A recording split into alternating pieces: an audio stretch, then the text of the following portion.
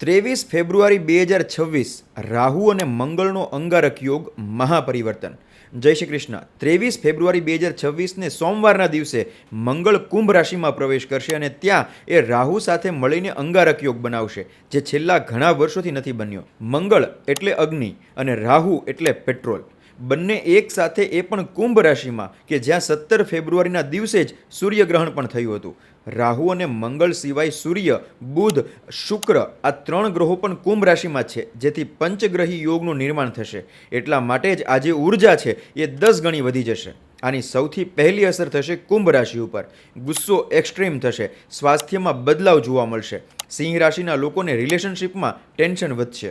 વૃશ્ચિક રાશિના લોકોને ઘરમાં ટેન્શન કે માતાના સ્વાસ્થ્યને લગતી સમસ્યા દેખાશે. વૃષભ રાશિના લોકોને કરિયરમાં અચાનક બદલાવ જોવા મળશે. આમ તો દરેક રાશિના લોકોને આ યોગ કોઈને કોઈ રીતે અસર કરશે જ, જેની ડિટેલમાં માહિતી તમને મળી જશે. પણ આ સમય દરમિયાન દરેક લોકોએ હનુમાન ચાલીસાનો નિયમિત પાઠ કરવો જોઈએ.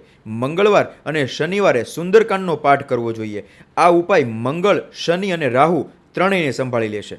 એના સિવાય ગુસ્સો કંટ્રોલ કરો. ડ્રાઇવિંગ કરો ત્યારે હેલ્મેટ અને સીટ બેલ્ટ ખાસ પહેરો. દરરોજ સવારે પક્ષીઓને ચણ નાખો અને દરરોજ સવારે 10 થી 15 મિનિટ માટે મેડિટેશન ખાસ કરો. જય શ્રી કૃષ્ણ.